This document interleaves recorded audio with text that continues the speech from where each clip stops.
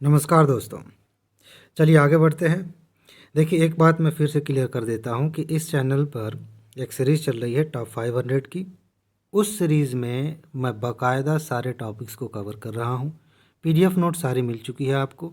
और एक बात मैंने बताया कि लास्ट में एक पीडीएफ नोट मिलेगी जिसमें बचे हुए टॉपिक्स शामिल किए जाएंगे। लेकिन बहुत सारी चीज़ें जो आप कवर करेंगे एग्ज़ाम के नज़रिए से, उतना तो आपको काम भर का मिल ही गया। ठीक है, लगभग 80 से 90% आप इसी से कवर कर सकते हैं। बाकी जो टॉपिक्स हैं वो 10% 15% के लिए। तो एक बात हो गई कि फुल वीडियो के रूप में, कंप्लीट पीडीएफ के रूप में टॉप 500 की सीरीज़ का लाभ आप ले रहे हैं। इसके अलावा अलग से ये सीरीज़ मैं चला रहा हूँ जिसमें टॉपिक्स बता रहा हूँ। टॉपिक्स कैसे? एक एक टॉपिक लेके जो टॉप 500 में हम कवर कर रहे हैं या कुछ एक्स्ट्रा भी, मैं आपको बता रहा हूँ कि इस टॉपिक में हमें देखना क्या है, कैसे देखना है। क्योंकि कई बार ऐसा होता है ना कि टॉपिक इंपॉर्टेंट हमें दिखता है लेकिन हमें पता नहीं होता कि इसमें पढ़ना क्या है, कैसे पढ़ना है, तो उसका लाभ नहीं ले पाते, हम अच्छे से तैयारी नहीं कर पाते। तो मैं चाहता हूँ कि आपके साथ वो चीज़ ना हो, आप इसका मैक्सिमम लाभ ले सकें जो होना चाहिए। जब आप जान गए टॉपिक इम्पॉर्टेंट है तो आप ये भी जान सकें कि इसमें किस तरीके से हम काम करें ताकि मैक्सिमम लाभ मिल सके, इसका फ़ायदा आपको हो सके, इसलिए मैंने ये शुरू किया। ठीक है, तो इसके पहले जो वीडियोज़ आ चुकी हैं, अगर आपने नहीं देखा है तो मैंने प्लेलिस्ट बनाई है, देख लीजिए। आज हम बात करेंगे मध्यकाल में। और मध्यकाल में कमाल की चीज़ यहाँ पे ये लिखी है कि 20 टॉपिक्स, ये जो कोष्टक में लिखा होता है यहाँ पे 20 टॉपिक यहाँ लिखे हैं, लेकिन 20 टॉपिक्स हैं नहीं। बाकायदा वो एक ही, जैसे मान लीजिए इसमें आगे पढ़ेंगे अभी मुग़ल काल, तो मुग़ल काल को देखेंगे अब कई सारे सब टॉपिक्स बनाए गए हैं। इसलिए किया गया है क्योंकि अगर आप सिर्फ मुग़ल काल देखें, दिल्ली सल्तनत देखें और इन्हें पढ़ने जाएं, बहुत ज़्यादा पढ़ने जाएं, तो एक एक सेक्शन पे आपको हज़ारों किताबें मिल जाएंगी। लेकिन हमें एग्ज़ाम के नज़रिए से पढ़ना है।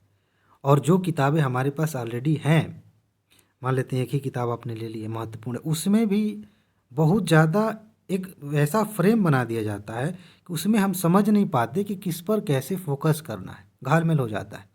इसीलिए उसका सब टॉपिक तैयार करना ज़रूरी है ताकि आप एग्जैक्टली वहाँ फोकस कर सकें जहाँ से क्वेश्चंस पूछे जाते हैं। ठीक है, तो मध्यकाल में 20 टॉपिक से घबराइएगा नहीं, वो बहुत कम टॉपिक्स हैं। चलिए शुरू करते हैं। सबसे इम्पोर्टेंट चीज़ ये है कि आपको विदेशी आक्रमण के बारे में आइडिया होना चाहिए। नॉर्मली आप गजनवी के बारे में सुनते हैं, गौरी के बारे में सुनते हैं, और भी लोग हैं। एक चीज़ मैं बता दूं, जो पीडीएफ नोट आपको दी गई है ध्यान से समझिएगा, उसमें मध्यकाल वाले में मैंने एक सेक्शन लास्ट में शायद जोड़ा है टॉपिक, वहाँ विदेशी आक्रमणों को मैंने प्राचीन काल से लेकर के आगे तक का, मध्यकाल से आगे तक का लिया है। ठीक है ना, तो कन्फ्यूज़ नहीं होना। वहाँ लिखा भी है कोष्टक में कि प्राचीन काल से लेके मध्यकाल और उससे थोड़ा सा आगे तक, मतलब लगभग अंग्रेज़ों के आने तक के आसपास, वहाँ पे है। ये नोट में दिया गया है। अगर आपके पास नहीं है तो आप नीचे कमेंट बॉक्स में जाएंगे, वहाँ आपको जानकारी मिल जाएगी, नोट तुरंत मिल जाएगी। और ऐसे भी समय ज़्यादा है नहीं, तो आप नोट से पढ़ेंगे तो ज़्यादा अच्छा रहेगा। बाद में वीडियो आप देख रिवाइज कर सकते हैं। तो विदेशी आक्रमण आप देखेंगे, यहाँ से क्वेश्चंस खूब पूछे जाते हैं, लेकिन हमें ध्यान कहाँ देना है?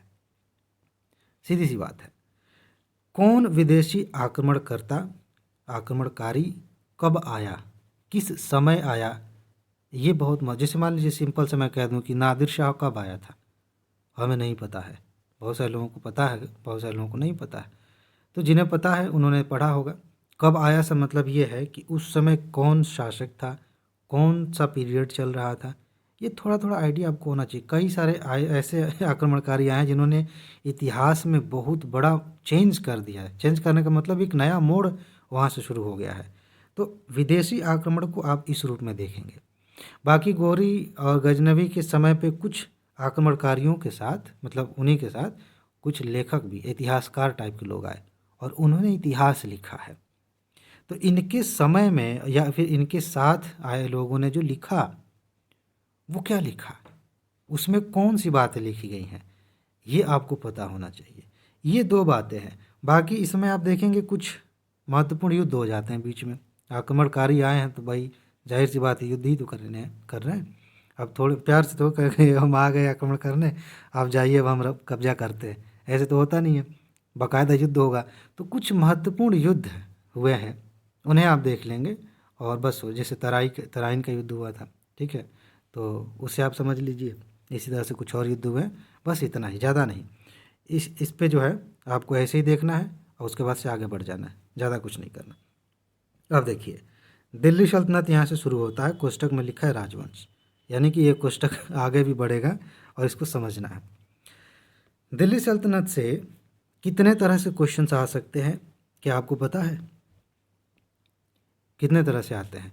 ये जो सामने लिखा है राजवंश, वो उनमें से एक है और डायरेक्ट क्वेश्चन नहीं आता है। सबसे कमाल की बात यह है, दिल्ली सल्तनत में शायद ही कभी ऐसा क्वेश्चन आया हो जिसमें, यूपीएससी की मैं बात कर रहा हूँ, जिसमें डायरेक्ट राजवंश के पूछ ले कि ये राजवंश कब था, ऐसा नहीं आता।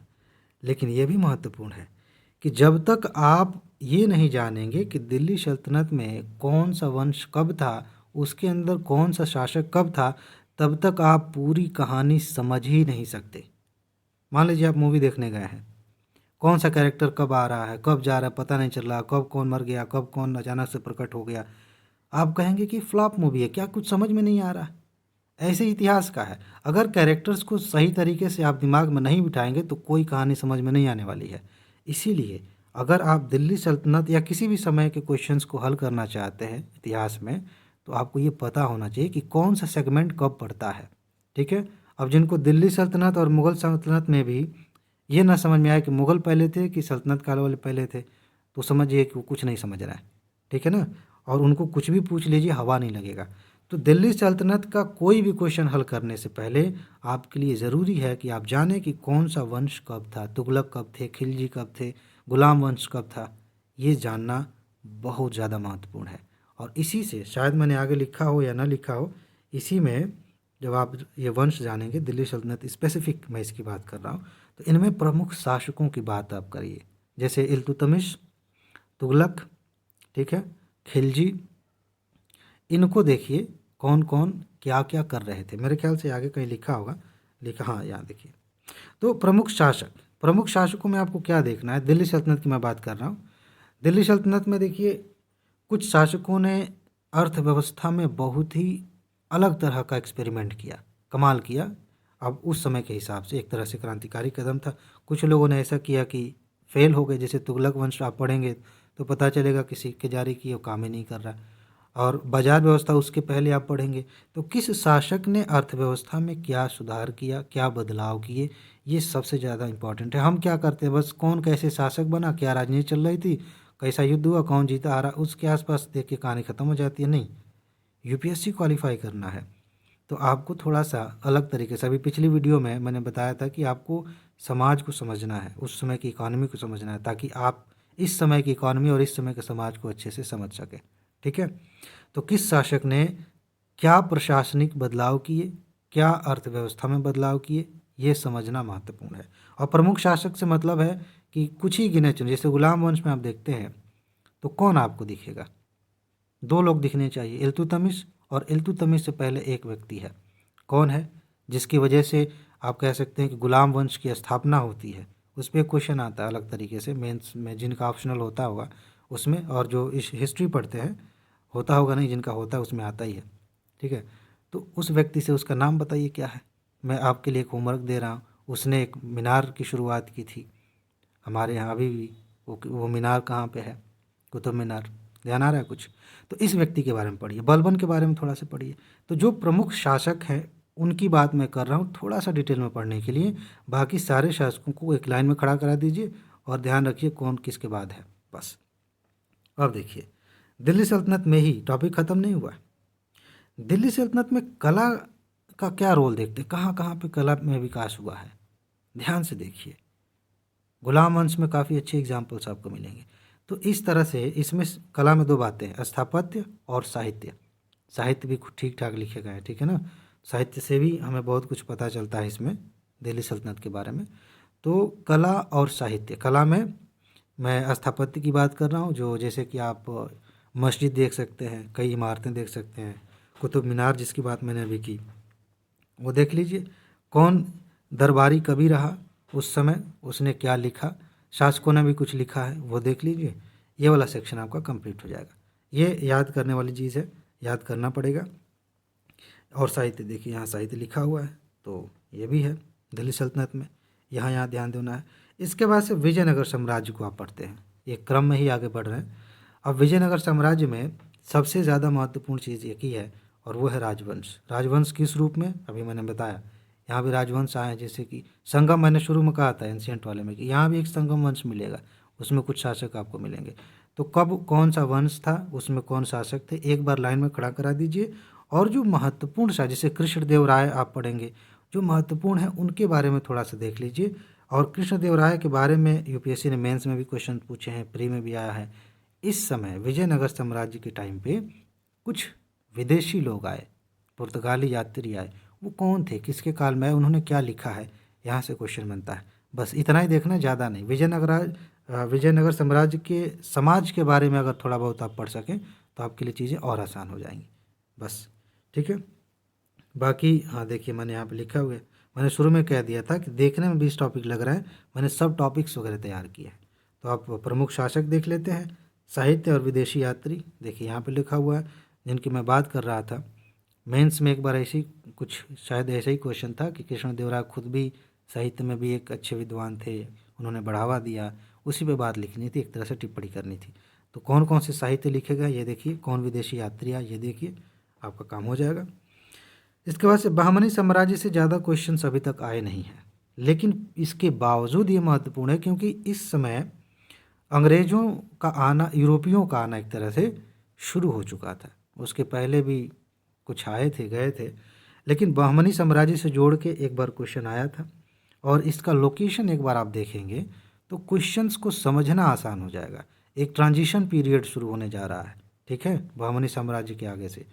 तो आप इसे देखेंगे बस इस रूप में कि ये टाइम पीरियड क्या है, इसकी जगह क्या थी, और थोड़ा बहुत शासकों के बारे में जान लेंगे तो ठीक रहेगा, लेकिन उतना नहीं क्योंकि बहुत टेढ़े मेढ़े नाम है और ज़्यादा क्वेश्चंस आते नहीं हैं। थोड़ा सा यहाँ के व्यवस्था के बारे में जान लेंगे, काम हो जाएगा।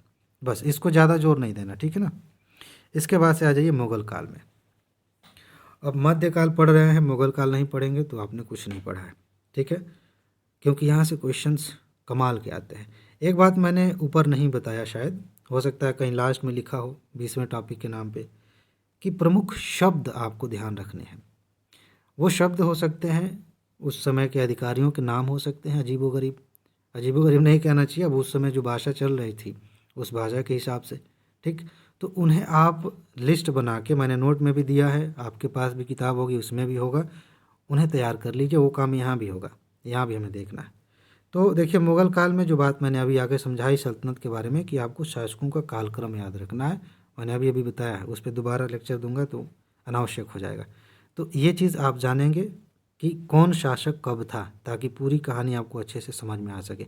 कई लोगों को तो यही नहीं पता है कि बाबर, शेर शाह सूरी, और उसके बाद से इनके अकबर के पिताजी, क्या नाम था उनका, हुमायूं।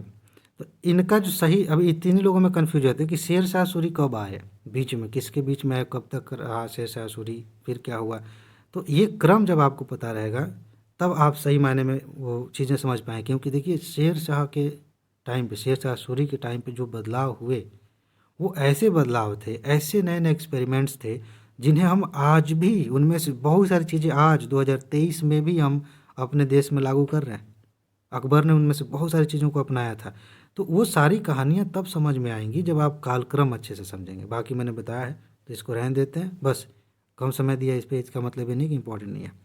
प्रमुख शासक, वही बात, कालक्रम आपने देख लिया, सबको लाइन में खड़ा करा दिया, लेकिन इसका मतलब ये नहीं कि सारे के सारे महत्वपूर्ण हैं। अभी मैं शेर शाह सूरी की बात कर रहा था, ये तो अफ़गान था। मुग़ल काल की बात कर, बीच में आ गया टाइम पीरियड, तो इनके बारे में ही पढ़ना पड़ेगा। लेकिन बाबर को आपको पढ़ना पड़ेगा अच्छे से। लेकिन बाबर को पढ़ते समय क्या पढ़ना है ये इंपॉर्टेंट है। बाबर के समय पे सबसे ज़्यादा इंपॉर्टेंट बात है वो ये है कि बाबर ने अपनी आत्मकथा लिखी, बाबर ने कुछ युद्ध लड़े थे, ठीक है, वो देखिए, और इससे ज़्यादा कुछ नहीं। बाबर के समय में कुछ साहित्य लिखे गए वो देखिए। बाकी शेर शाह सूरी आपने, मैंने बता ही दिया। अकबर के टाइम पे धार्मिक एंगल बहुत ज़्यादा महत्वपूर्ण है। धर्म को लेकर के अकबर ने क्या किया, उसके बाद अर्थव्यवस्था को लेकर के क्या किया। अर्थव्यवस्था तो मान के चलिए लगभग 90% वही आएगी, उसी तरह का जैसे शेर शाह सूरी के टाइम पे था। तो अकबर को इस रूप में पढ़ लीजिए, थोड़ा सा हुमायूं के बारे में थोड़ा सा पढ़िए, जहांगीर के बारे में और औरंगजेब के बारे में, यहाँ तक आप अच्छे से समझ लीजिए शासकों के बारे में। आगे और भी ढेर सारे शासक हैं, ज़्यादा महत्वपूर्ण नहीं है, बस आपको पूरी सीरीज़ पता रहेगी तो कहानी समझने में आसानी होगी। शासक 5-6, उससे ज़्यादा नहीं। तो ये हो गया। इसके बाद देखिए, मुग़ल काल अभी ख़त्म नहीं हुआ है। मुग़ल काल मोटे तौर पर साहित्य मैंने अलग कर दिया है, क्योंकि अभी मैंने कहा बाबर को पढ़ेंगे तो साहित्य देखना पड़ेगा, लेकिन आप देखेंगे ध्यान से तो अकबर के समय का साहित्य देखिए। उस समय कई बार जैसे क्वेश्चन पूछ लिया जाता है तुलसीदास किसके समकालीन थे। मैं ये नहीं कह रहा हूँ कि तुलसीदास इसके थे अकबर के टाइम की नहीं, या फिर सूरदास किसके समय पे थे। ऐसे क्वेश्चन आ जाते हैं किसके समकालीन थे, ऐसे क्वेश्चन यूपीएससी ने खूब पूछा है। तो क्या अगर मैं पूछ दूं आपसे कि तुलसीदास अकबर के समकालीन थे तो आपको समझ में आएगा? अगर यही नहीं समझ में आया तो बहुत सारी चीज़ें नहीं समझ में आई। अब तुलसीदास ने कोई साहित्य लिखा हो, मान लेते हैं कि अकबर के समकालीन हो, तो उस साहित्य पे क्वेश्चन आएगा तो भी आप सही से जगहों पे रख नहीं पाएंगे, घुमा फिरा के पूछ। अगर सीधे सीधे पूछ दे और आपको बस याद है, रटा हुआ है कि इन्होंने ये साहित्य लिखा, तब तो सही कर लेंगे, लेकिन थोड़ा सा घुमा दे तो गड़बड़ा जाएगा। तो मुग़ल काल के में कौन कौन सा साहित्य कब लिखा, कौन से उस समय आप देखेंगे कवि हुए, उन्हें आप देख लीजिए और ये वाला सेक्शन आपका तैयार हो जाएगा। इसके बाद सही मायने में क्वेश्चन के लिहाज से सबसे ज़्यादा बड़ा तो यही है, ठीक है। सीक्वेंस में हम आ रहे थे क्योंकि वो ज़रूरी था, वो कालक्रम वगैरह बताना, लेकिन सही मायने में ये साहित्य भी कला का ही एक हिस्सा है, तो आप उसे भी इसमें शामिल कर सकते हैं, लेकिन अलग से कला लिखा है यहाँ पे थोड़ा दूसरा कुछ दिखाने के लिए। स्थापत्य देखिए, आज जिस इमारत में हम देखते हैं कि प्रधानमंत्री राष्ट्रपति देश को संबोधित करते हैं, जहाँ से लाल किला, आगरा में आप देखिए ताजमहल की बात करें, फतेहपुर सीकरी की बात करें, बुलंद दरवाज़ा हुआ, बहुत सारी चीज़ें बनी हुई हैं, ये ज़्यादातर मुग़ल काल के समय पर बनी हुई हैं और यहाँ से क्वेश्चंस खूब पूछे जाते हैं। इनकी जो शैली थी उस पे भी क्वेश्चंस आते हैं। स्थापत्य की बात मैं कर रहा हूँ, मस्जिदें बनी हैं, मीनारें बनी हैं, ठीक है ना, मकबरे बने हैं, वहाँ से क्वेश्चन पूछे जाते हैं। पितरा दुरा पे कई बार क्वेश्चन पूछ लिया गया है, ये क्या होता है, ये आपको समझना पड़ेगा। इसके अलावा अब आप मन में सोच रहे होंगे कि सर मेन तो बोल ही नहीं रहे हैं, चित्रकला के बारे में भी कुछ कहिए। तो हाँ, चित्रकला से भी खूब क्वेश्चंस आते हैं। अभी मैंने पितरा दुरा की बात की है, वो इसी से संबंधित एक्चुअली मिक्स है। तो चित्रकला किस शासक के समय में सबसे ज़्यादा विकसित हुई, उसे आप ध्यान रखेंगे, और उस समय के कुछ चित्रकार हुए महत्वपूर्ण हैं, उन्हें आप देख लीजिए। थोड़ा सा कभी कभी कंफ्यूज हो सकते हैं आप, क्योंकि कुछ फेमस थे अकबर के टाइम पे भी, कुछ जहांगीर के टाइम पे भी थे, ठीक है। तो आप ये चीज़ तो इसको मतलब ध्यान रखिएगा, और कौन किस चीज़ में महारत हासिल करता था या किए हुए था, ये भी ध्यान रखेंगे। तो कला में मैं दो बातें कह रहा हूँ, एक तो साहित्य की बात हम कर ही चुके हैं, उसके अलावा स्थापत्य और उसके बाद चित्रकला, इन्हें आप ध्यान में रखेंगे, इसी को ध्यान में रखते हुए तैयार करेंगे, ये हो जाएगा। बाकी हाँ, शब्दावली, अब शब्दावली अर्थव्यवस्था को लेकर के भी थी, सैन्य व्यवस्था को लेकर के भी थी, जो प्रशासनिक विभाग थे उनसे संबंधित भी शब्दावलियाँ हैं, ये आप ध्यान रख लीजिए, क्योंकि यहाँ से क्वेश्चंस आते हैं, आए हैं, आगे भी आएंगे। चलिए देखिए, हमने ज़्यादा कुछ नहीं कवर किया, मोटे मोटे कुछ ही टॉपिक सेक्शन कवर किए हैं, लेकिन यहाँ आप देख रहे हैं 15वें तक पहुँचे हैं। यही मैं कह रहा था, अगर मैं एक ही बार कह देता मुग़ल काल पढ़ लो तो समझ में नहीं आता। चलिए, पूर्व मध्यकाल, ये एक ऐसा सेक्शन है जहाँ पे पढ़ने जाएंगे तो बड़ा कन्फ्यूजन भी होगा और बहुत ज़्यादा आपको समझ में नहीं आएगा, क्योंकि ट्रांजिशन जोन टाइप का ये है। फिर भी इसमें आपको एक चीज़ मैं बता रहा हूँ, आप किताबों में पढ़ेंगे तो राजपूत काल के नाम से लगभग 800 ईस्वी से लेकर के 1200 ईस्वी के आसपास की बात है ये, ठीक है। तो राजपूत काल के टाइम पीरियड में जो शासक हुए हैं उनका कालक्रम आप याद करिए, और इनके समय में दो बातें हैं। शासकों में आप देखेंगे तो कुछ शासकों ने कुछ साहित्य लिखे हैं और उनके दरबारी कवियों ने कोई साहित्य लिखा है, बस ये देखिएगा। कुछ शासक हुए हैं जिन्होंने कोई मंदिर बनवाया है, और इन्हीं के टाइम पे युद्ध होने शुरू हो गए थे। एक तरह से आक्रमण, जो तुर्की आक्रमण थे, अफ़गान की तरफ से जो आ रहे थे, मध्य एशिया से आ रहे थे, वो शुरू हो रहा है ज़्यादा, ठीक है। क्योंकि इसके बाद से मध्यकाल दिल्ली सल्तनत वगैरह का टाइम पीरियड आएगा। ये मैंने आगे पीछे महत्व के हिसाब से रखा है, ठीक है ना। आप ये मत सोचिएगा कि सर ये तो इतिहास में पहले आता है तो आपने आगे बाद में क्यों बताया? मैं एग्ज़ाम के नज़रिए से बता रहा हूँ। तो बस इतना ही देख लेना है। शासकों का कालक्रम देख लीजिए, उनके समय में कौन दरबारी कवि थे और इन्होंने साहित्य और स्थापत्य कला के क्षेत्र में क्या काम किया, बस इतना। जो युद्ध हुए थे, जैसे भीम के टाइम पे जो है युद्ध किया था, किसने किया था, कौन जीता कौन हारा, बस थोड़ा सा आइडिया रख लेंगे। आप जानते हैं, इतिहास में पढ़ते हैं सोमनाथ पे आक्रमण हुआ था, किसने किया था? आप देखेंगे इसी पीरियड में आएगा, वो घटना इसी टाइम पीरियड की है, पूर्व मध्यकाल में। तो आप देखिए कि किस शासक के समय में वो घटना घटी थी, बस इतना देख लीजिए। आप देखेंगे जैसे चंदेलों के टाइम पे आप देखेंगे कई सारी चीज़ें हुई हैं, यहाँ पे है। तो यह है, बस इसमें इतना ही है। बाकी यहाँ मैंने उसी को अलग से कर दिया है, प्रमुख तथ्य जिसकी बात मैं कर रहा था अभी, क्या क्या देखना है वो मैंने बता ही दिया। और मध्यकाल में मेरे ख्याल से ऊपर मैंने बताया, लेकिन फिर भी याद दिलाने के लिए अलग से लिख दिया है कि प्रमुख युद्ध कौन कौन से हुए हैं। जैसे मैं थोड़ा सा आपको आइडिया दे देता हूँ किस पे आपको ध्यान देना चाहिए। जैसे सोमनाथ मोहम्मद गौरी ने जब आक्रमण किया तो उस समय किस तरह से कौन कौन से प्रमुख आक्रमण थे, उसे आप देख लेंगे। इसके अलावा आप देखेंगे कि बाबर बाबर ने भी युद्ध किए थे, हुमायूं ने भी युद्ध किए थे। और दिल्ली सल्तनत जब आप पढ़ेंगे तो कुछ विदेशी आक्रमणकारियों ने, जैसे इल्तुतमिश के टाइम पे एक बार एक विदेशी आया था, तुगलक वंश के लगभग लास्ट होते होते तक एक आया था, ठीक है ना।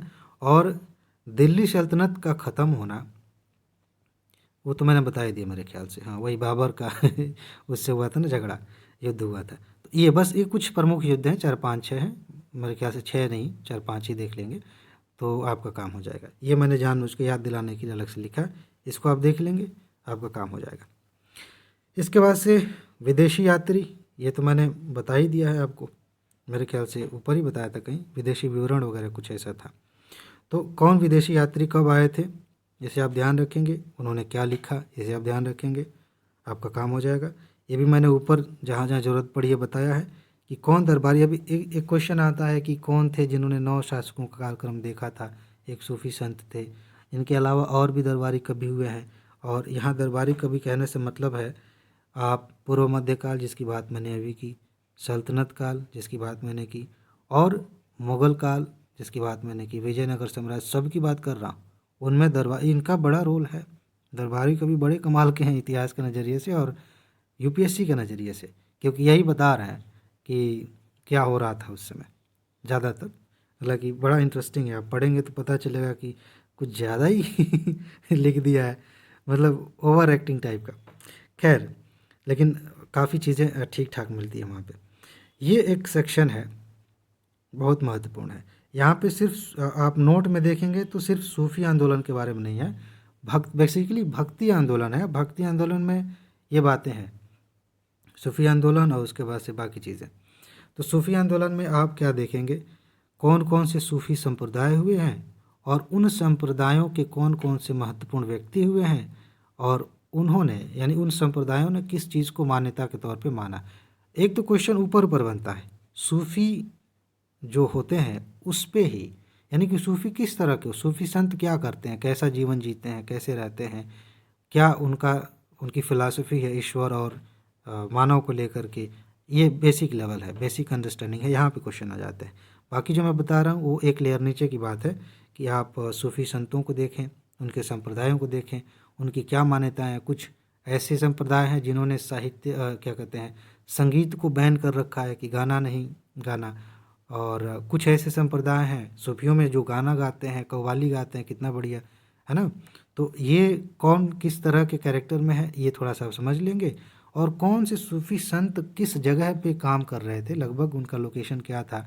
काम करने का अर्थ यह है कि वहाँ वो रहते थे, आसपास घूमना, जो भी उनके क्रियाकलाप होते थे, प्रवचन देना, जो भी है। तो इस पे क्वेश्चन आते हैं, इसे आप ध्यान रख लेंगे। बाकी भक्ति आंदोलन मध्यकाल में हुआ है, बहुत ही कमाल का ये सेक्शन है। मेरे ख्याल से लिखा नहीं है क्या, 20 तो पूरा हो गया तो कहाँ से लिखूँगा। तो मैं थोड़ा सा आपको बता देता हूँ। उसमें आप देखेंगे साउथ में 2 सेक्शन बन जाएंगे, एक अलवार संत, एक नयनार संत। इस पे क्वेश्चन आता है, ये क्या है, इनकी मान्यता क्या है, किस ईश्वर को मानते हैं, किस हिसाब से पूजा करते हैं, और भक्ति आंदोलन का प्रसार कैसे हो रहा है। आप देखेंगे बड़ी शानदार सीरीज़ के तौर पे आप समझ पाएंगे कि कैसे साउथ से होते हुए नॉर्थ में और सब जो है रामानुजाचार्य, कबीर, तुलसी, ढेर सारे आप इसमें देखेंगे व्यक्तित्व, पर्सनालिटीज़। तो इन्होंने क्या क्या मान्यताएं दी, क्या क्या इनकी फ़िलासफ़ी रही, इन्होंने कौन सा साहित्य लिखा, इस पर आप देखेंगे, तैयार करेंगे इसको, आपका काम हो जाएगा। तो भक्ति आंदोलन, सूफी आंदोलन, इसको भी आप देख लेंगे और जिस रूप में मैंने बताया है इस रूप में देखेंगे तो ज़्यादा फ़ायदा होगा, यहाँ से ज़्यादा क्वेश्चंस आते हैं। एक चार्ट आप बना लीजिएगा भक्ति आंदोलन पे, मैंने शायद कहीं बताया है, फिर याद दिला देता हूँ कि चार्ट आपका ऐसा होना चाहिए। जैसे ये अगर मैं कहता हूँ यहाँ पे शंकराचार्य, यहाँ मैंने लिख दिया शंकराचार्य, तो शंकराचार्य कब थे? शंकरदेव कब थे और शंकरदेव ने कौन सी फिलॉसफी दी? ठीक, उसका नाम बकायदा, द्वैतवाद की अद्वैतवाद की विशिष्टाद्वैतवाद, ये आपने लिख लिया। और उस फिलॉसफी के केंद्र में क्या बात है, मतलब अगर वो द्वैतवाद कहते हैं तो द्वैतवाद का क्या मतलब है, अगर अद्वैतवाद कह दिए तो अद्वैत से उनका क्या तात्पर्य है। इस तरह से अगर आपने लिख लिया, ऐसे तैयार कर लिया, तो भक्ति आंदोलन में जो फैक्चुअल सेक्शन है जहाँ से लोग डरते हैं सबसे ज़्यादा, वो आपका तैयार हो जाएगा। और इसी के आधार पे आप बहुत सारे क्वेश्चंस कर पाएंगे, क्योंकि यहाँ नीचे आप लिखेंगे कौन व्यक्ति कब था, और इसी पे यूपीएससी खूब खेलती है, खूब क्वेश्चन है। एक बार क्वेश्चन में कबीरदास और किसी और संत की तुलना कर दिया, लाइन लिख दिया कि ये दोनों समकालीन थे, और क्वेश्चन का सेटअप ऐसा था कि जिन्होंने सिर्फ ये जान लिया कि समकालीन नहीं है और उस ऑप्शन को एलिमिनेट कर दिया, तो डायरेक्ट आंसर मिलता था। सोच लीजिए, ऐसे बहुत सारे क्वेश्चंस आते हैं। तो आप फिलॉसफी भी तैयार कर लेंगे, एक तरह से कालक्रम भी तैयार कर लेंगे, एक बेसिक समझ भी हो जाएगी, तो तीनों लेवल के क्वेश्चन आप इससे कर सकते हैं। ठीक है जी। तो मध्यकाल में यही सारी चीज़ें पढ़नी है। बाकी देखिए, मैंने जो चार्ट बनाया है सिर्फ मध्यकाल के बारे में नहीं था, आप देखेंगे जब उनके बारे में पता चलेगा कि कुछ संत प्राचीन काल मतलब मध्यकाल की शुरुआत से पहले भी काम कर रहे थे, कुछ उसके बाद भी कर रहे थे। तो फिलहाल इसमें इतना ही है। अपना ख्याल रखिए, खुश रहिए, मस्त रहिए, मुस्कुराते रहिए, जल्दी से सफल होइए और ज़िंदगी को एंजॉय करिए। आगे मिलते हैं। नमस्कार।